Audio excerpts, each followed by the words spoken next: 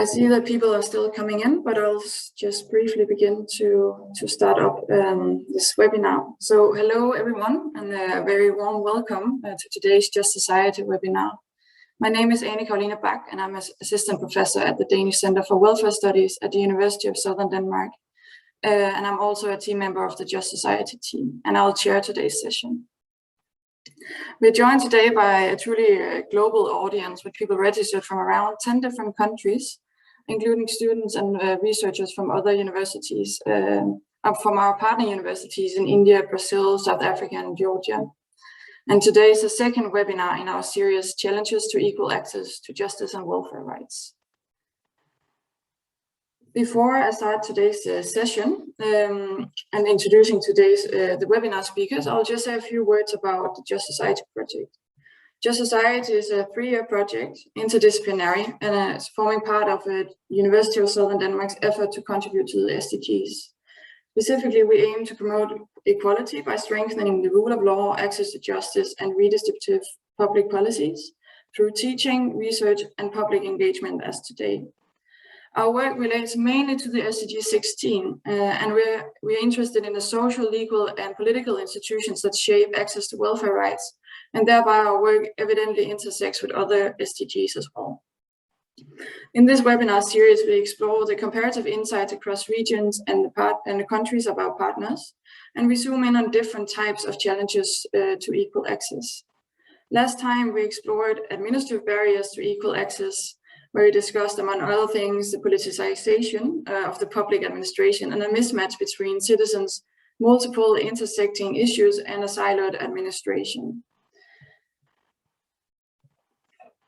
Today, we are discussing the politics of equal access, and the speakers will emphasize both central aspects of their respective political systems and institutions, and their implications for equal access to justice and welfare rights, as well as also the feedback of social policies on voters' preferences.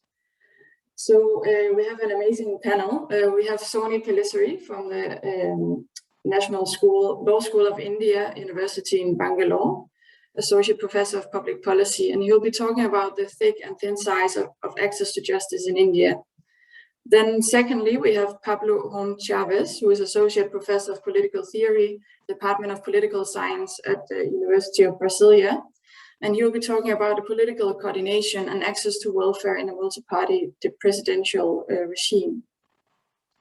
Lastly, we have Leila Patel, Professor of Social Development Studies and the South African National Research Chair in Welfare and Social Development, with the Center of, and she is based at the Center of Social Development in Africa at University of Johannesburg, and she'll be talking about social grants and voter choice in South Africa. Before passing on the word to Soni, I would like to just say to you, the audience, that you're of course welcome to share questions and comments in the chat. So without further ado, I'll stop sharing my screen and give the word to Soni. Thank you very much, Annie, for kind introduction, and the team of Just Society for organizing this event where 3 countries, South Africa, Brazil, and India, comes together for cross-country comparison as well as finding insights from each other. I will try to limit to 10 minutes or may go a little bit more than that to 15 minutes and then spend adequate time for discussion. The title that we use, Thin and Thick Sides of Access to Justice, is inspired by a very long seminar group at the University of Bielefeld, where I was happy to meet and share ideas with Marianne Ulrichsen, one of the leading members of the Just Society. So a minute on what is this title indicating and how does it respond to social policy. This title is indicating 2 sides of the citizenship. One side of the citizenship is talking about a recognition part of being a citizen, and that is the thick side of it. and other side is citizenship promises meeting the material leveling, and that's the thin side of the citizenship. I will play these two sides to show how this works out in Indian context. Many of these ideas are published in the book edited by Professor Lutz Leisring in 100 Years of Social Protection in the chapter on India. So I will try to make a summary presentation of that chapter here, but I'll be speaking a little more than what is in the chapter to take forward how my thoughts and ideas have evolved since then. So as we talk about social policy question and access to welfare question in India, how it may be different from Western social policy context is the huge disparity and inequality that is present in Indian society. So that directly takes us to the question, what are the drivers of inequality? Without much discussion through existing literature, we can squarely point out three institutions. One, the institution of the caste.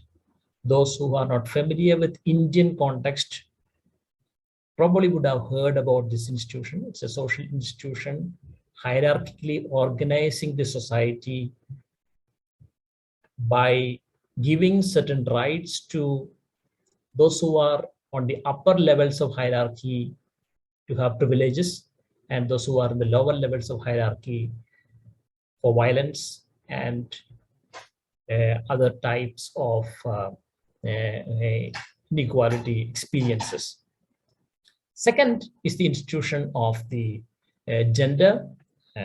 Hugely patriarchal society drives women to violence and inequality in that forms of access to different types of institutions and social benefits.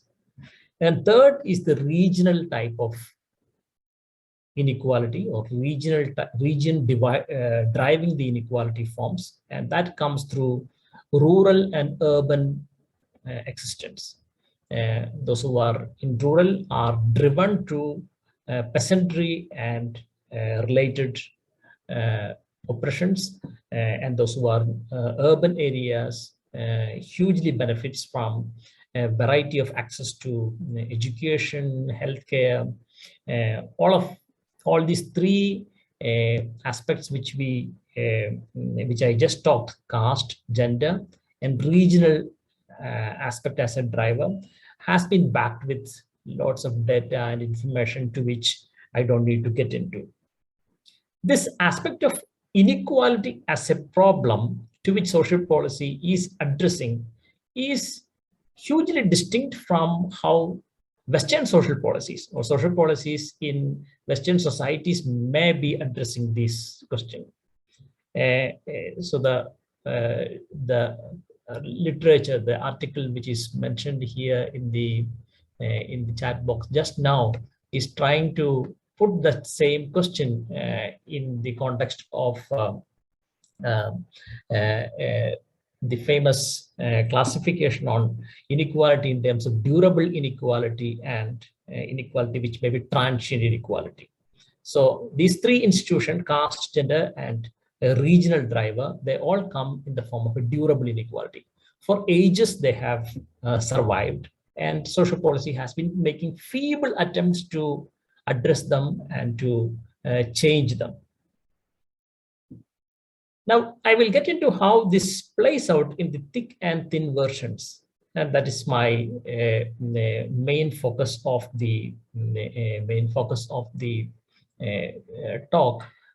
So there, let me probably show a couple of slides which may be useful for those who are not familiar with the Indian inequality systems to understand. So this slide is basically summarizing the caste question.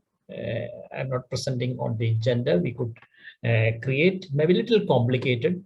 So purely from three parameters. One, consumption data. Second, owning land. And third, average area owned. So look at the first one. So you can see the upper caste Hindus, and then look at the last category here, that is scheduled tribes. Let me briefly explain what these are quickly. You can see almost 50% of the consumption is taking place in the last category. So now these three categories are the drivers from the point of view of the caste. So a minute on these categories. Upper caste Hindus, which will come on the top of the hierarchy. OBCs, a acronym for other backward classes, other backward castes. Third, scheduled castes, it's also called Dalits, literally meaning broken people. And fourth, scheduled tribes. And there is some sort of a hierarchy that you can see in these three, but actually speaking, scheduled tribe is a different kind of a category than the relation that is there with all the other three categories. Now you can look at the next row where there is cultivating land owning. You see similar pattern, and then you have the average area owned. Again, you will see similar pattern.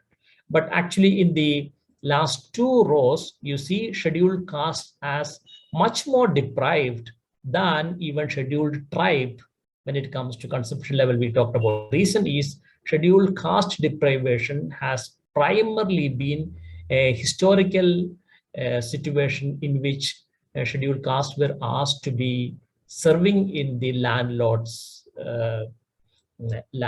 areas. And when we had land distribution, scheduled caste who were workers, who were peasants in the landlords places did not benefit from that land distribution. In other words, a legal provision of land distribution fails the actual distribution among the lowest caste, or that is the lowest in the hierarchy.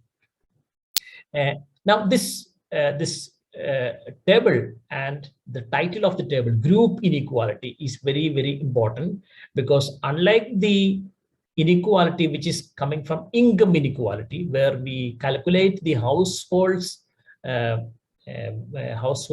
consumption and then aggregate it, group inequality is a structural inequality driven by the institutions.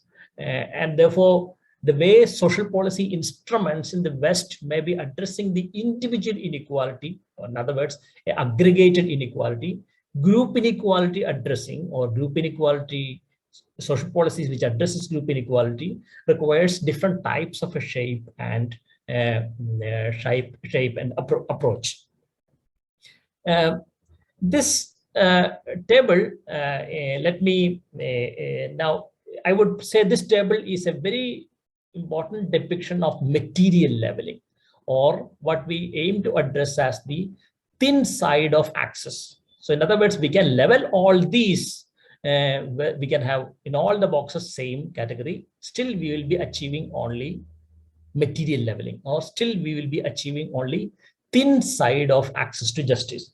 Now, is Indian government doing many of them? Yes, definitely. Indian government is doing quite a lot of activities for this. If you look at the list of social policy interventions, I will, for a demonstration purpose, only one which I will use, which many in the audience may be familiar, that is employment guarantee scheme. That is, a household is guaranteed 100 days of job. It's a very well-known social policy intervention. Now, even if we have a great access to that program among the groups which are deprived here, which is true. In other words, if you look at the data on who actually works in the employment guarantee scheme, largely you will see scheduled caste and scheduled tribe members participate in it.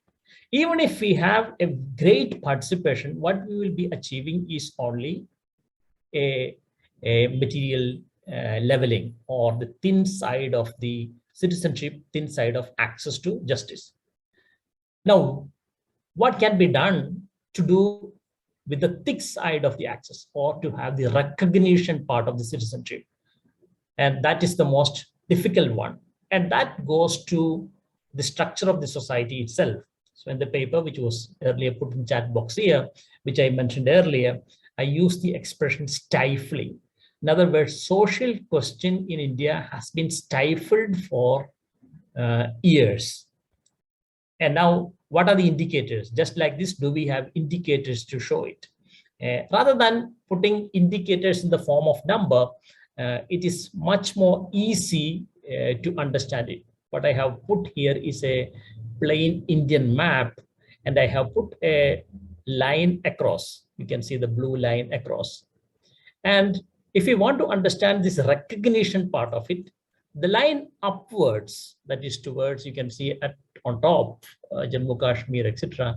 From there, where I have drawn, if you put the data on violence against women, you will see much higher violence against women in the upper portion of this line, and much lower in the lower portion of the line.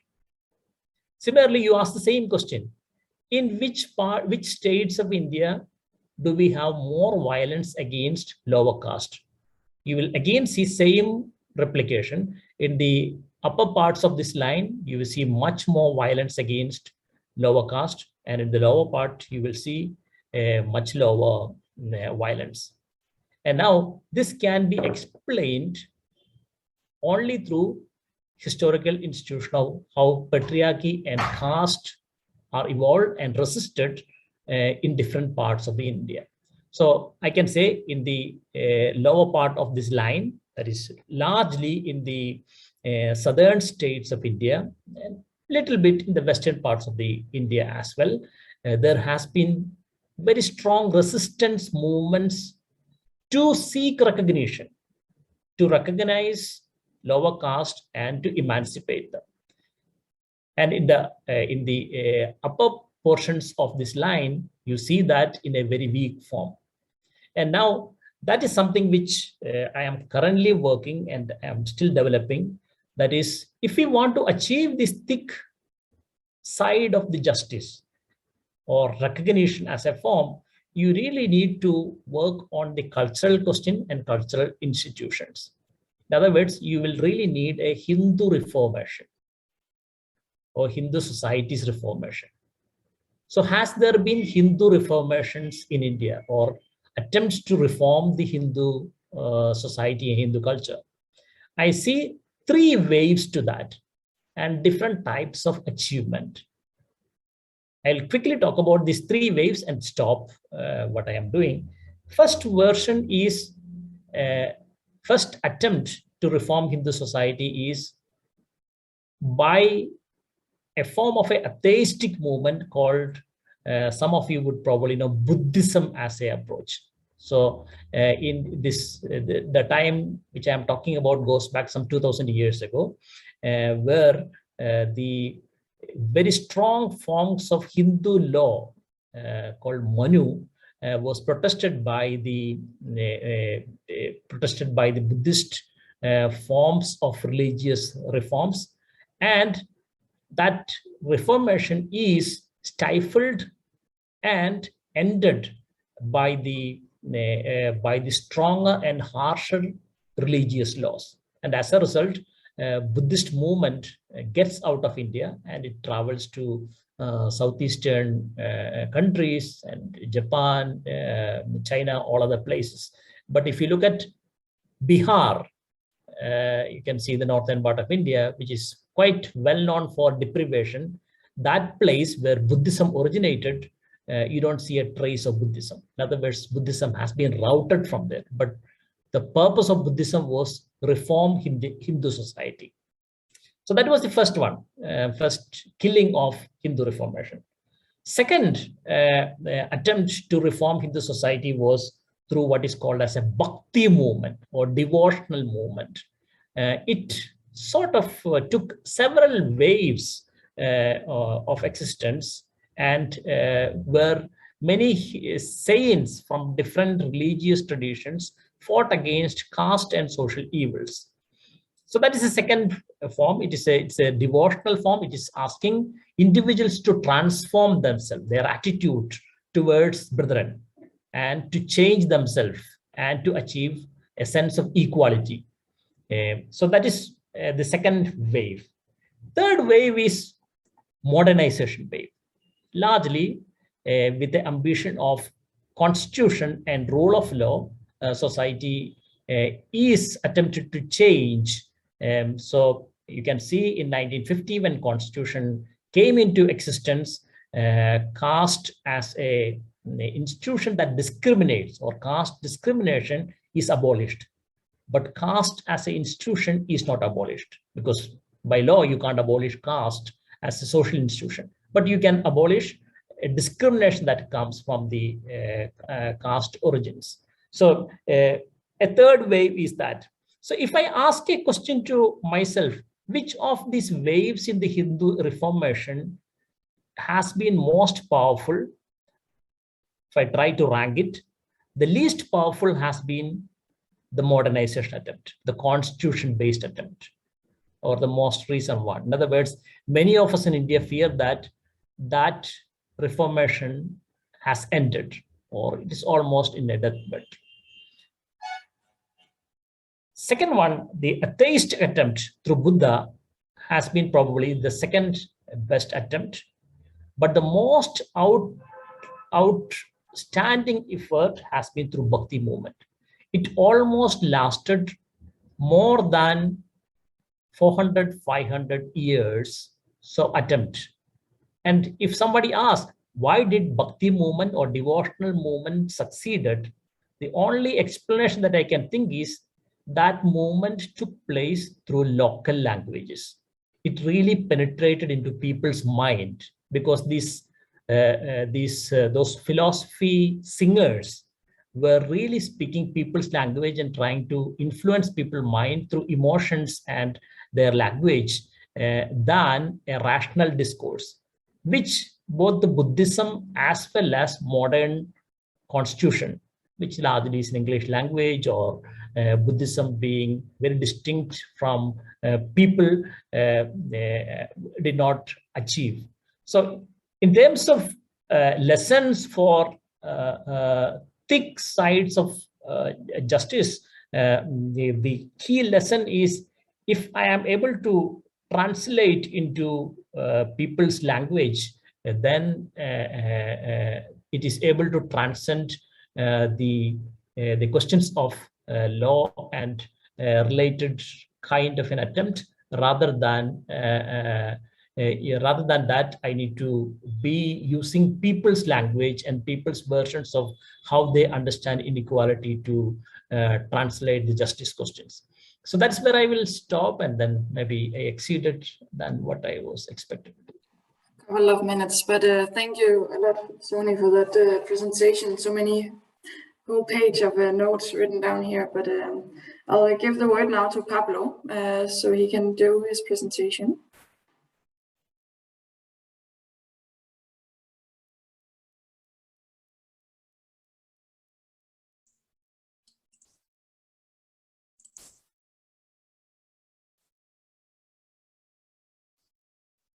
Well, good morning.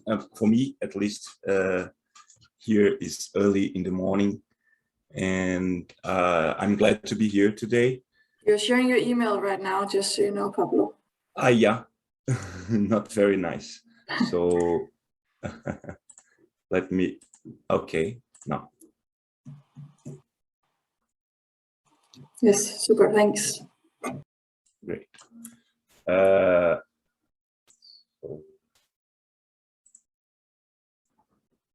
Now it's okay, yeah? Perfect. So thank you very much for the invitation. It's a pleasure to be here. I'm glad to be here. Well, I prepared a presentation which is like a kind of for us Brazilians, is a commonplace in the political science debate, but I try to put some some elements to make it easier for a foreign audience to understand. But my point would be to relate the main structures of the Brazilian political system, which is a multi-party presidential system, and the challenges to social inclusion and the coordination that makes possible social policy and social inclusion and the fight against inequalities. I mean, I think it was very good to listen to Sony because, of course, there are many differences, but if there is something that Brazil and India have in common is the huge inequalities. These are two countries which are known for their for being very unequal and exclusionary societies, and Brazil is very exclusionary. And I will try to I will stick a little bit to the constitutional structures that try to deal with these problems. And it's interesting because I think in the end I will come to a similar conclusion as Sony. I mean, my conclusions will be not so far from Sony's, but through other ways. So I will present the basic structures of the multi-party presidential regime system, which is how we organize the political system in Brazil constitutionally, according to the constitutional structures. So I will try to reconstruct a little bit the debate on the problems and possible virtues or possible good sides of these multi-party presidential regimes systems. So, and then in the end, I will address the relationship between this constitutional structure, the multi-party presidential system, with the problems of social inclusion, exclusion, and the introduction of social policy to fight inequalities. So Brazil is a multi-party presidential system, which means that it is a presidential system, and in every presidential system, president and parliament are elected in different elections, so they have different sources of legitimacy, and it may be very hard to coordinate policy and to govern under these structures, because if the president must have a majority in the parliament to pursue her policies and to set an agenda. This is normal in every presidential system, but it's even worse, it's even more difficult in multi-party presidential systems, because very often presidents do not have a majority in the parliament when they get elected. And the president still in every presidential system, there are presidential systems where the presidents have more power to set an agenda, to propose legislations, and in other systems the president have not so many powers and competences, but the president always depends on the parliament to pass legislation. That's a common trace of every presidential system. But in Brazil, we have a very special circumstance due to cultural, historical particularities, and Brazil is a very diverse and very big country. So that's only that, you know, we have 27 states, 5 regions with different colonial histories and different histories of occupation. So this leads to a very diverse political culture and local political realities. We have 27 states, and this feature of this cultural and political diversity leads to the fact that we have a very broad diversity of parties. So and this diversity of parties it gets more complicated by through the rules of the presidential system, of our political system, because we did not have until very recently an electoral threshold. So every party that elects one representative has a seat in the parliament. And we have a political system, an electoral system, which is a proportional system. That means that the seats in the parliament are allocated to the parties according to the electorate of the party in each state. But we have an open list. So each candidate, for the House of Representatives, they run individually, and their position in the list will depend on their individual votes. So we have a proportional system with an open list, and with no electoral hurdle, with no electoral threshold. Until only in the last election, we introduced a very low threshold of 2%, a 2% hurdle, and each party must elect representatives in at least 9 states. So each party must have 2% of the total of the electorate in the country, and one representative in at least 9 states.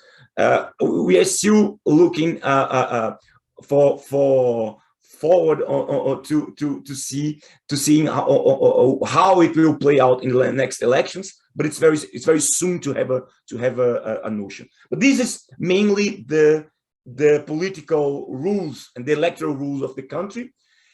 The president and the parliamentarians, the representatives and senators, are elected in different elections, but at the same time, we have federal elections every 4 years. So they are elected through different parties. But since I explain, as I explained to you, we have the system in which with a proportional system, electoral system with a open list. It gives incentives to the candidates to run in a very individual way, because they actually depend on their own votes to get a seat in the parliament. And this, associated with the diversity, the political diversity, plays an even more stronger role in the fragmentation of the parliament. Today, for you, so that you have an idea, we have 27 parties in the parliament. We have 27 parties which have seats in the parliament. The House of Representatives have the constitution sets a fixed number of representatives, 513, and we have 27 parties. So very often presidents get elected with no parliamentary majority. I mean, so that we have an idea, the average of seats that the party of the president has had in the last since the Constitution in 1988 is 14%. I will show you this number. I mean, this is the number of seats in the House of Representatives that the party of the president has had in each legislature since the Constitution. So, like, the biggest number is 19%. Now, the President Bolsonaro was elected, and his party got only 10% of the vote. It's a very low majority. I mean, presidents very usually or systematically, they are elected without a majority.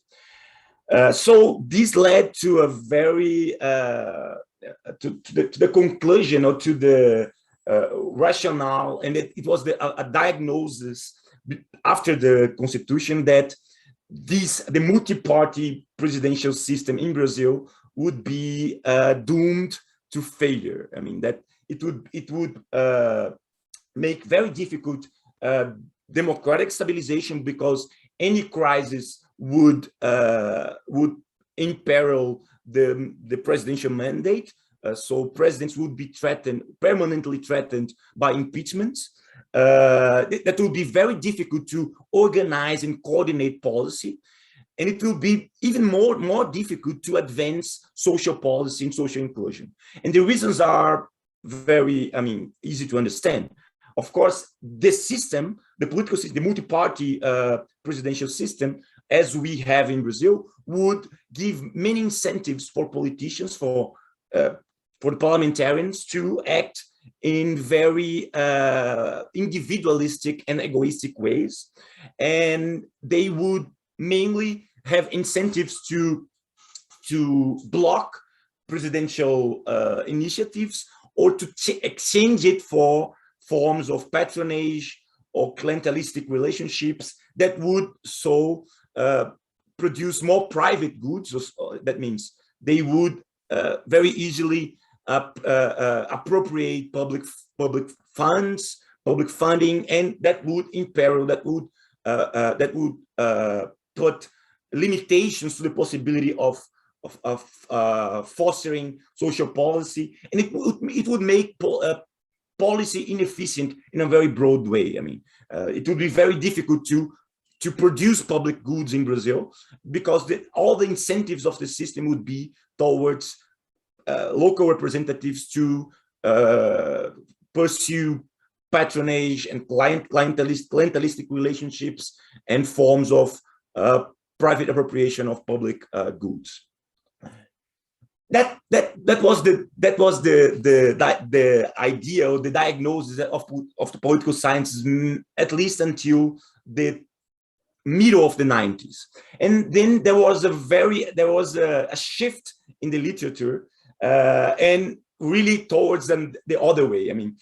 This pessimism about the possibilities of achieving social inclusion and the production of public goods in Brazil had a shift.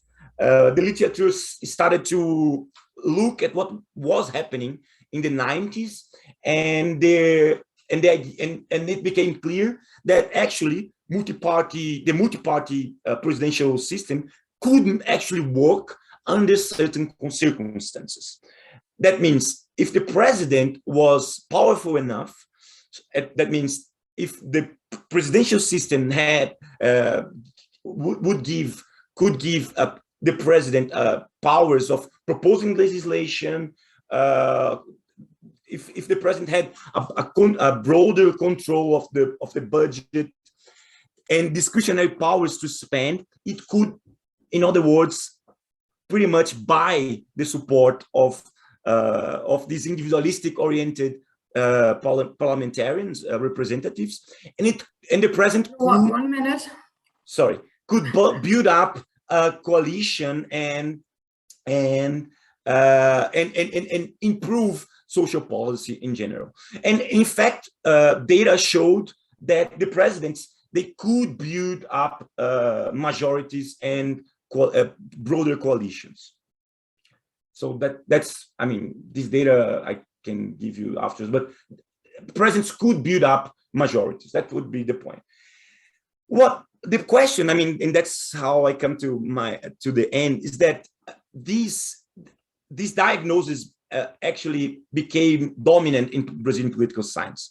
So, but the question that I used to ask is that the quest, or this literature on multi-party presidential system, asks if the president can actually advance an agenda or advance policy, or if the multi-party presidential system can be at least stable.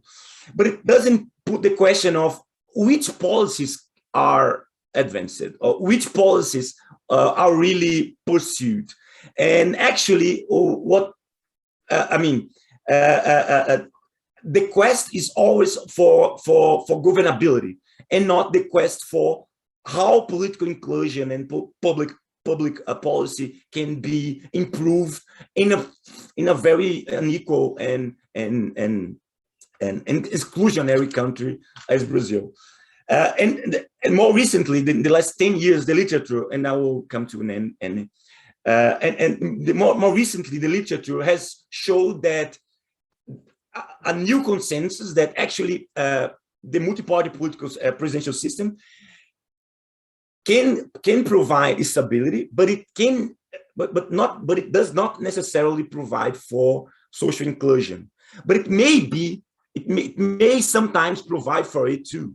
But the conditions in which, and then there's a broad array of new literature, empirical literature, looking for data on the subnational level, showing when, because on the federal, on the subnational level, the same system is also, used.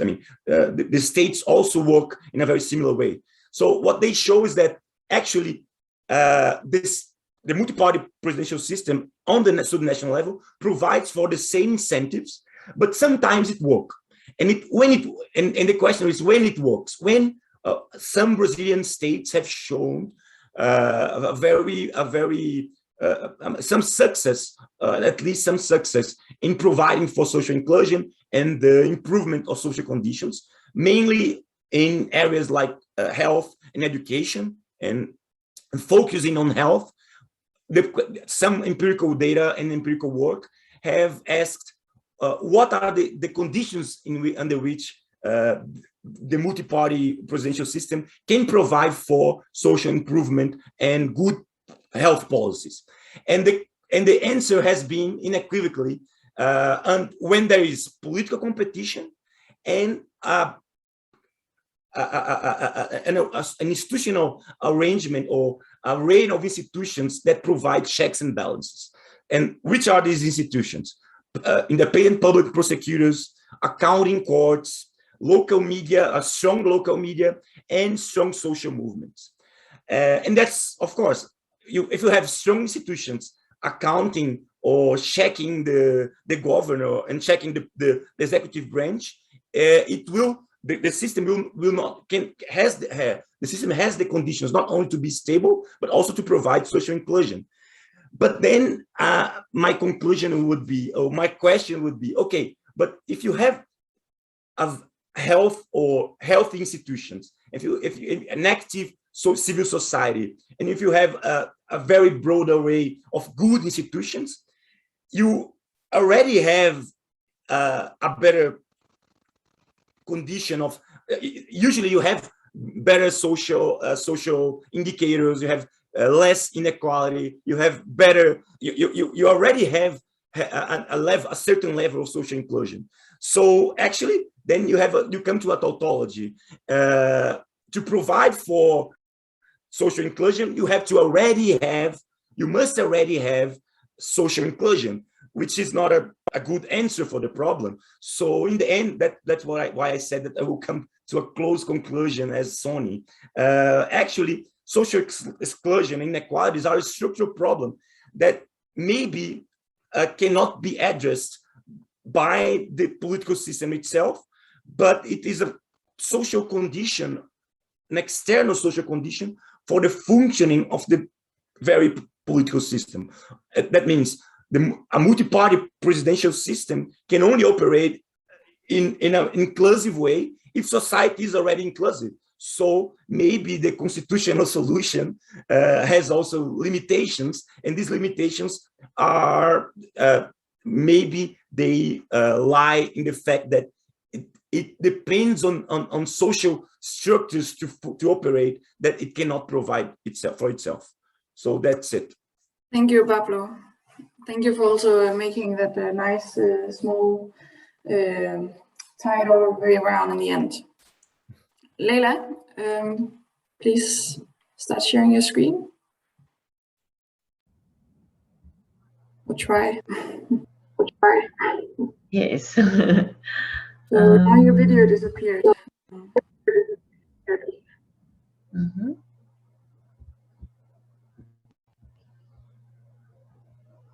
And share my screen. Are you able to see? It's not coming up?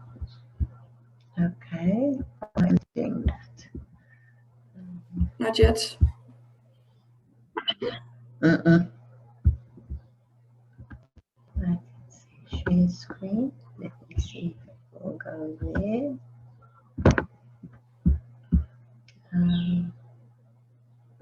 know why it's not sharing, Anne. No, should I share mine? Should I think share? so, because I don't want to waste time. Yes, I'll do Let's that. not waste time. And please Thank you. put your video on again. I think it might have been stopped by coincidence. Mm-hmm. Yeah, I see it has stopped for some reason. Okay, I'm going to. Oh, it's coming to the bottom of this thing now.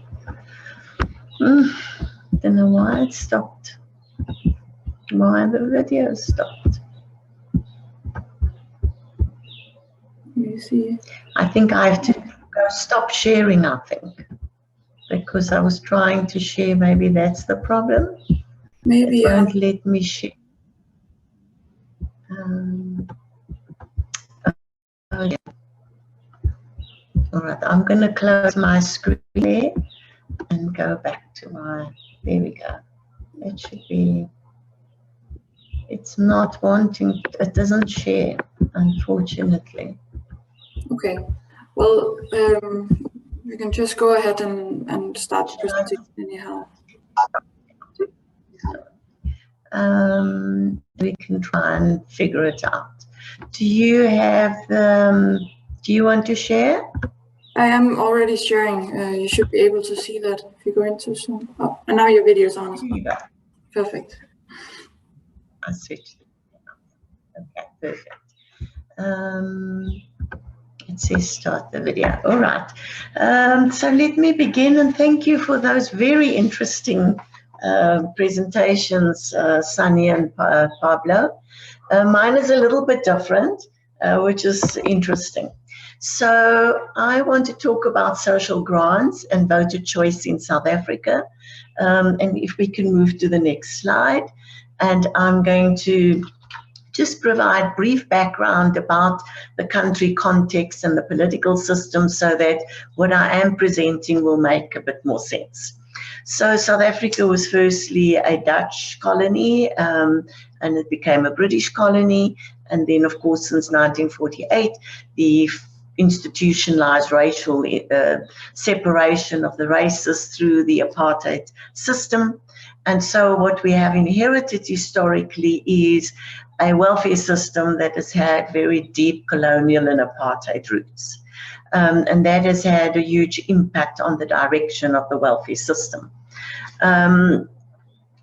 The kind of fast forward to 1990, following a huge, long liberation struggle, and reaching a peaceful sort of settlement, it transitioned to a constitutional and a multi-party democracy was established. The Government of National Unity, which was made up of the former Nationalist Party government of the apartheid period, as well as the African National Congress, which won the elections and has been the governing party since 1994, well known as President Nelson Mandela's party, if that rings a bell. So what we then saw is that from 1994 to 97, significant welfare reforms were instituted as an attempt to address the historical legacies of apartheid, inequality, poverty, and a whole range of lack of access to services for the majority of the population, which is the Black African population. The ANC, which is I'll refer to as the African National Congress, has been in power, as I said, since 1994. And the other two largest parties, political parties, are the Democratic Alliance and then the Economic Freedom Fighters. The EFF is an offshoot, basically, of the ANC. They broke away. And then there are about 45 other smaller parties. So the population is 59 million, and the voter turnout in the last national election was 66% a participation rate. So that's sounds like it's quite high, but it has declined over the years. So what we also see since 1994 and the first election is declining support for the African National Congress, but it is still the majority party. It won the recent elections in 1994, and as we speak, in a week from now, we will have our local government elections. And there's disillusionment with the African National Congress, corruption, poverty, poor service delivery, and so forth. South Africa is an upper middle income country. It is marked with very low economic growth rates, hasn't recovered much since the crisis of 2008. There was a period of growth from the 2000s, and we have extraordinary high unemployment and very high rates of inequality. If we could move to the next slide, please. I'm watching my time because I started at, I think, at 10 to 2. Is that correct, Anne? So that will take me till about 10 past 2. Is that correct? 5 preferably. I'm just wondering. So we have some time to discuss. If you like. Sure. Okay. So let me then turn to social protection, welfare rights, and democracy in South Africa. And briefly, social protection and welfare rights are constitutionally guaranteed. Constitution of 1996, so it's right to social security, to basic education, housing, healthcare, food, and water. The expansion of social assistance since the creation of democracy has been phenomenal. So 2 out of 3 households have someone receiving a cash transfer, or 2/3 of the population would have would benefit directly or indirectly from someone who had a cash transfer in their household. It's targeted and means tested for older persons, people with disabilities, and children largely. Cash transfers are publicly funded, so it makes up about 3.5% of GDP. It's relatively high social spending on health, education, basic services, and housing in the country. But the 3 top social spending would be in education, social protection, and health. The World Bank recently released a review on South Africa's social protection system, and it showed that South Africa was one of the 10 largest social protection systems in the world. It has the system is known to have had positive poverty impacts. So the poverty head count was reduced by 45%, the poverty gap by 73%, and inequality measured in terms of the Gini coefficient by 6.7%. So there are other empirical evaluations of the impact of cash transfers. It's improved nutrition, health. We see improved school enrollments, reduction in high-risk behaviors such as HIV/AIDS, also risk behaviors, and women empowerment in financial decision-making, mental health, and livelihoods. Can we move to the next slide? And there we see that although much has been achieved and many gains have been made, but also huge challenges remain. So despite the significant redistributive effects of the country's cash transfer program, poverty and inequality continues to remain high, unexceptionally high. So many gaps remain in coverage for the unemployed or for informal workers, and this is for the working age population of people between 18 and 59 years. Unemployment has increased from 27.5% in 2019 before COVID to 34% currently. And of course, the most impacted are young people and women, and the numbers are huge. We see also a lack of quality of basic and social services. While there's been expansion of access to basic services, the quality is poor, especially in education and health. Just to situate South Africa along with other countries, that has a medium range Human Development Index, similar to middle and upper middle income countries, but also lower than Indonesia, Philippines, Brazil, Mexico, and China. Could we move to the next slide, please? So I think it's stuck. Next slide, yes. Thank you. Thanks. So what I'm trying to share with you is a piece of research that we've undertaken at the center, and Marianne was with us in 2014 when we started this work. So I've been at this particular piece of research for quite some time. But what we're really trying to do is to understand kind of the factors driving, and the political factors driving Southern welfare, if we may call it that.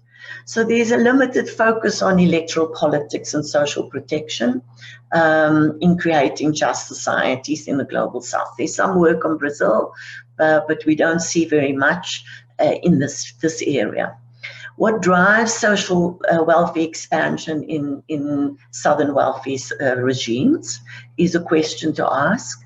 And also, more specifically, are social policies creating these new redistributive policies, creating new political constituencies that might influence the direction of social policy in countries in the South? Could we move to the next slide, please? So this was a 4-year study conducted between 2017 and 2020, 4 waves of data collected, national random representative sample of 3,400 respondents, and it's representative of the voting population, which is about 38 million voters.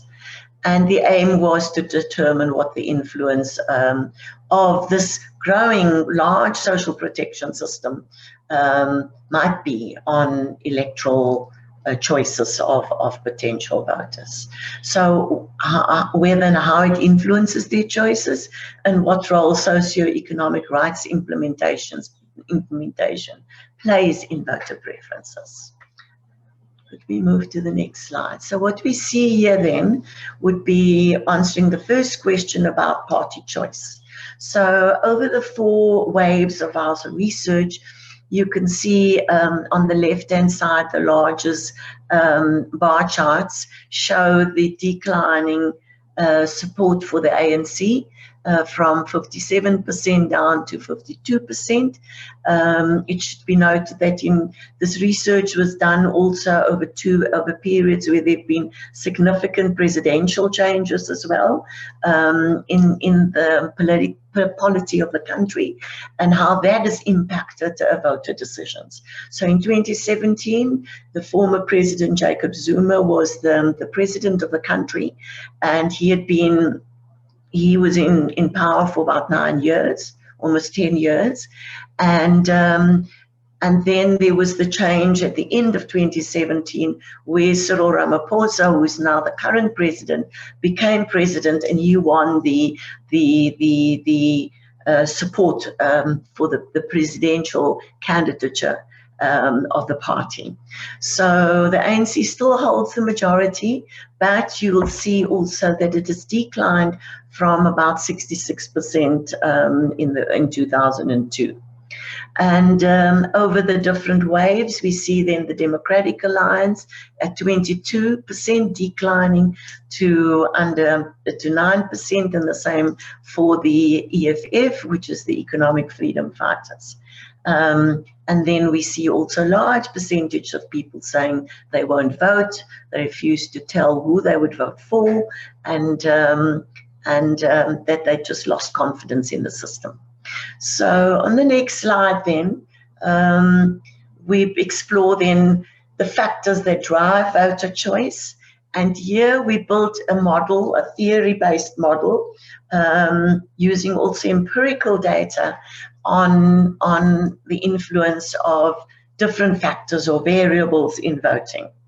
As you'll see there, the key one is concerns about socio-economic well-being, valuing of democratic rights over other rights, such as economic well-being, issues of governance and trust in institutions, trust in political parties and leadership, such as the presidency, perceptions of corruption. And since 2009, we've seen huge growth in corruption in the society. And if anybody here is following South Africa, you'll be able to read a lot about that. Social assistance, this was the first time that we started then assessing whether access to redistributive benefits, such as the social grant system on the scale that it is offered in South Africa, influences voter preference. And we also included a variable on fear of loss of a grant if a person voted for an opposition party. And I think that's self-explanatory.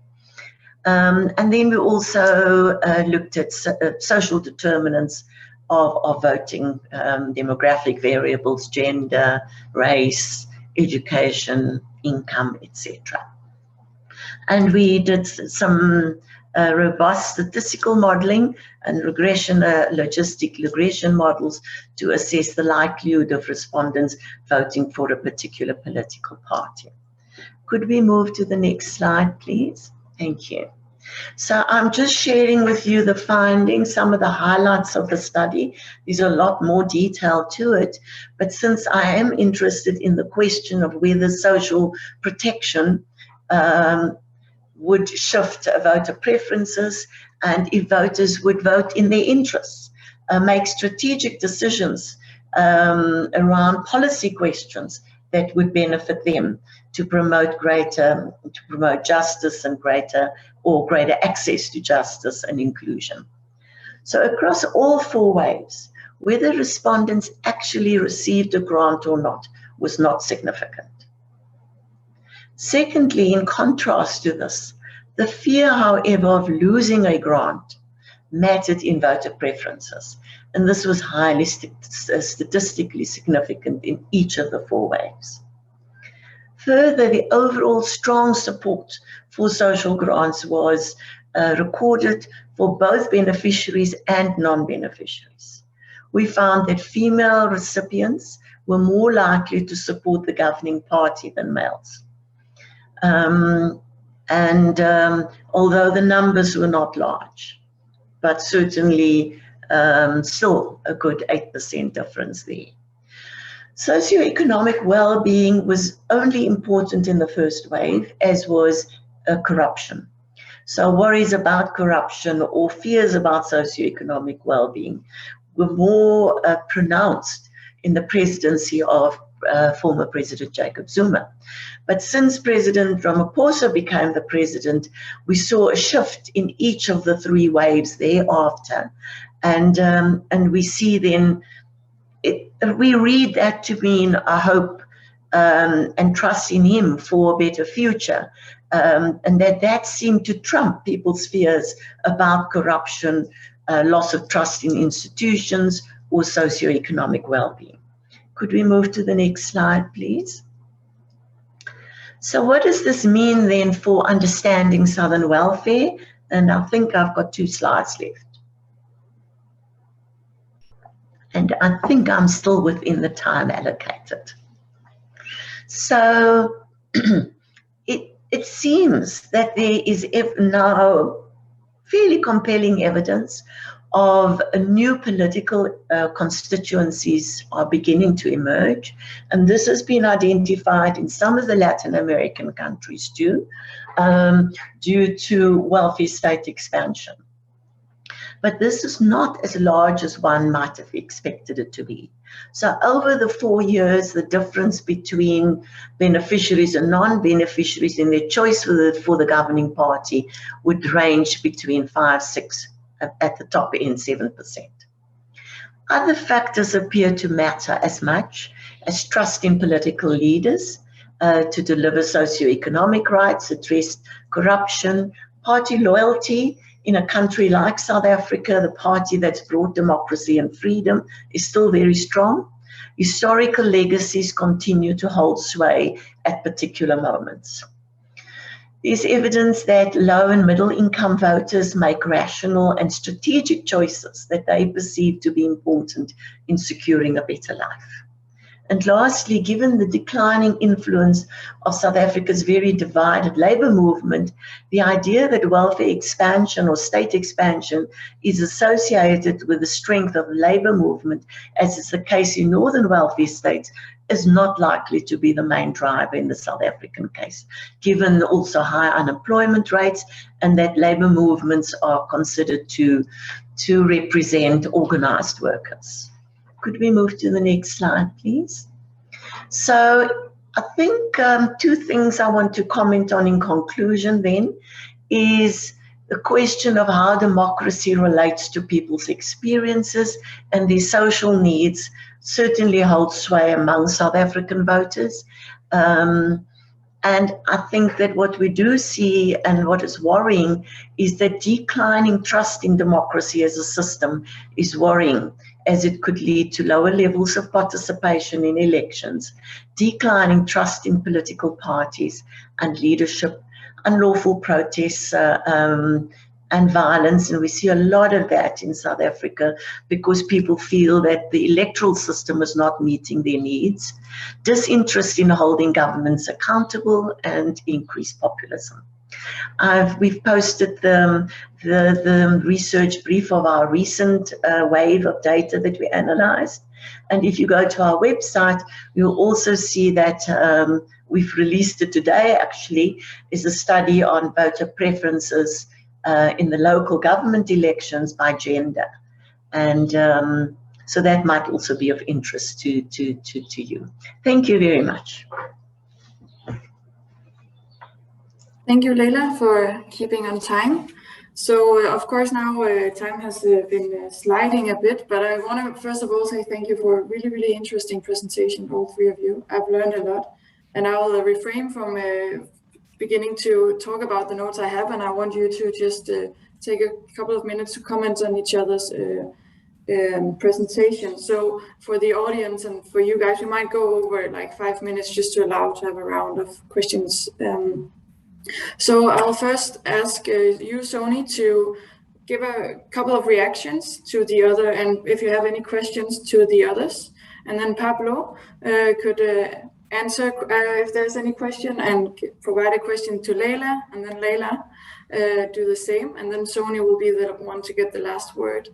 And if you feel like you have one small takeaway that you want us to, and the audience to kind of go away with from this webinar and from these comparing across the politics of equal access across the regions or countries, please also provide that in the end. So Sonia, you have 2 minutes. Yeah, I would like to explore whether the constitutional similarities in these three countries, South Africa, Brazil, and India, whether that is a live hope. I ended saying many of us are losing faith in Indian constitutional system because there is a movement to rewrite constitution and to strike down many important provisions which was essential to hold the democracy in its substantive sense. I'd like to hear both from Pablo and Leila whether these are in a more positive lines taken there, or are there pessimism coming, the constitutional trust part? That's what I'd like to hear from both. Thank you. Pablo?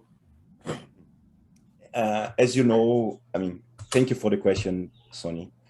As you all know, we have a very special president since 2018, and Brazil has gone through a very bumpy road in the last 5-6 years. We had an impeachment of a left-wing social democratic party president, Dilma Rousseff, and we elected a far-right extremist in the last elections. And of course, there was, I mean, I've always been trying to watch the Trust in Democracy Index. And actually, it declined a little bit after the impeachment, but the far-right populist agenda of Bolsonaro actually was not really bad for democracy. The support for democracy has actually recovered a little bit after his election, but also because of the fact that the whole center-right and right coalition insisted a lot in the problems of corruption, and actually it played out that the mistrust in democracy was caused by it. One thing that is happening now is that we have one of the biggest cash transfers programs in the world too. Leila might well know about that, Bolsa Familia. And Bolsonaro, from the beginning, tried to cap and try to reduce this program. But I mean, his mishandling of the pandemic was so bad that he's doing really bad, I mean, in terms of popularity, and his electoral prospects are very bad. So this week, he just proposed an expansion, a huge expansion of the spending with cash transfers. Actually, he's proposing something like, he's almost doubling. I mean, he's going to double the amount of cash transfers and the whole spending with this program, which is actually good. And then that's something, I mean, answering to Sony, that gave me some hope in democracy in the end. In fact, elections might work pretty well because he's afraid of not getting elected, and then he's just expanding and doubling the spending with cash transfers, which is a good thing. And he has always said that he will never do that. And his main aim was to end. In the beginning, there was talk even that he would end this cash transfer programs. So now that he's spending because he's afraid of not getting elected, is a good thing. And it shows that somehow the constitutional structures of democracy might play a kind of role in domesticating this kind of exclusionary discourse. Thank you, Pablo. Perhaps if you have a quick takeaway, one thing that we should take away from the webinar. I think it always amazes me how we have similar problems, and in the end the connection that I could make is that we are all seeing some kind of connection between constitutional democracy and the right to vote, the right of political participation and social inclusion. I think Sony is a little bit more skeptical than me and Leila, but we are all to some extent concerned with this possible connection between democracy and constitutional democracy and political participation and the tackling and fight again for equality and inclusion and against social inequality. I think that would be my takeaway. Thank you. And Leila? I think the two things that struck me is between the three countries and the presentations is that all three countries have extremely high inequality. So I think that there's a comparative analysis here. And all three have constitutional democracies, and all three also, I think, have welfare rights. But obviously, there are different challenges to realizing these welfare rights beyond also the political aspects, but there are also economic realities that impact on expansion. So, and I think the other point that Sonny has brought to the fore is the importance of not only focusing narrowly on on income inequality, but understanding the kind of transformative potential of social policies. And the challenge for social policies to tackle these deep structural inequalities, which I think you also addressed. I think that applies across all three countries. Takeaway for you, I think that we had many discussions always with Marianne, and I always in kind of the way wealthy expansion works in the South is different. And so what are the drivers of wealthy expansion we need to understand better in the global South? It's certainly not following necessarily the same trajectory as it did in the North. And I'll leave it at that. Thank you very much, Leila. And Sony, you have a last opportunity to give your takeaway. Thank you.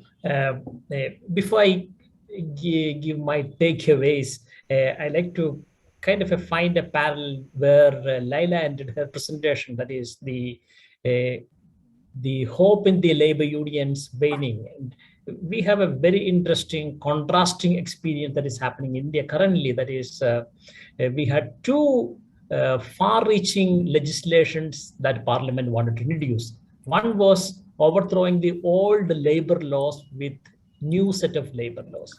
Second was changes to farmers' income support. And the resistance potential for both of them have been hugely different. Labor unions just could not resist. There were very little protest. People hardly knew what was going on when the whole labor laws were being rewritten. But farmer protest, farmer resistance is far, far ahead. Almost 1 year has passed with strikes and protests still continuing, which is an indication for how societal institution and aggregation of certain interest groups have the potential to make some changes to democracy and to give some hope, as Pablo wants to believe. In terms of my takeaway, or for Just Society, what can be taken forward from here is, I think in all these countries, the state has completely changed. Indian state is not what was envisioned in 1950s. Similarly, South African state, Brazil state has hugely changed. Can we look at where these changes are leading to interaction with societal institutions, or how these changes are not merely shaped by the interaction with market institutions, as just happened after 1990s, but more with the social institutions, which may be shaping the inequality processes. Because if we look at purely from statist angle, we may not get a response to what is happening on inequality angle.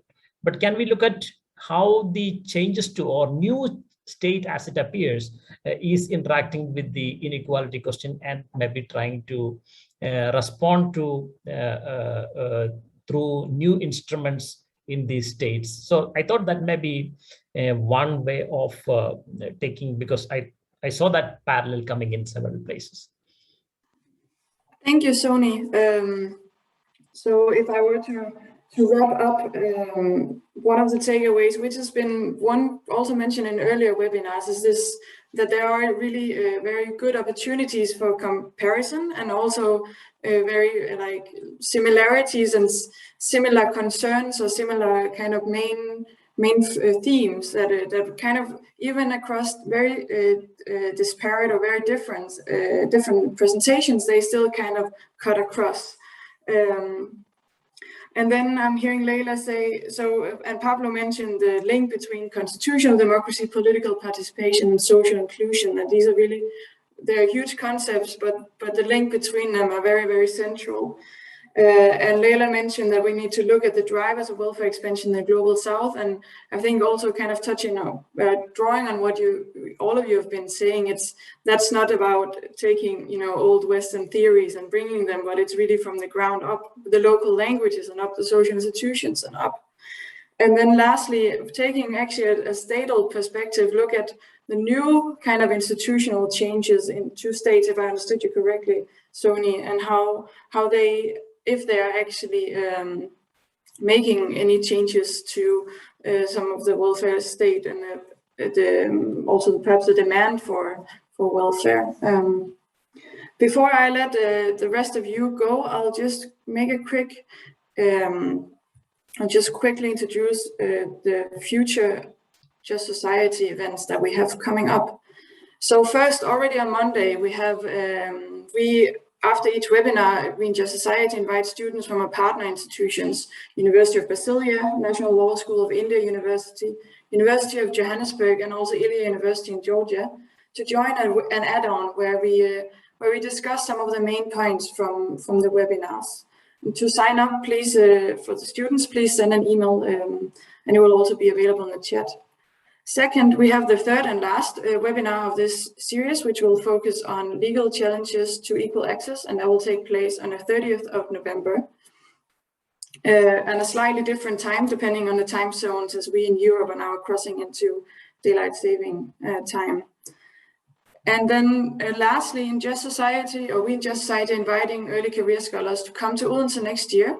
And the deadline for applying for this visiting scholar grant is November 15. All right, that's all for me now. You can find links for the references and for also Just Society webpage, and thank you very in the chat. So thank you very much for joining, and we hope to see you again in the future. Thank you. Bye. Thank you.